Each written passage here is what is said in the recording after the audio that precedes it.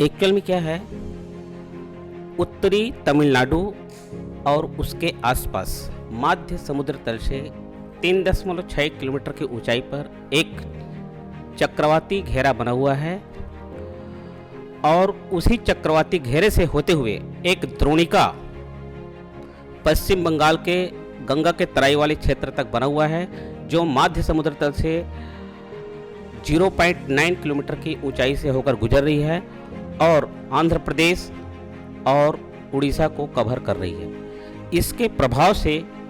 आने वाले समय में छत्तीसगढ़ के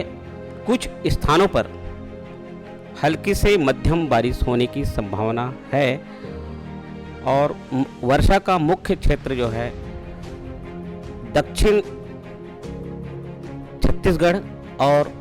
मध्य छत्तीसगढ़ रहने की संभावना है।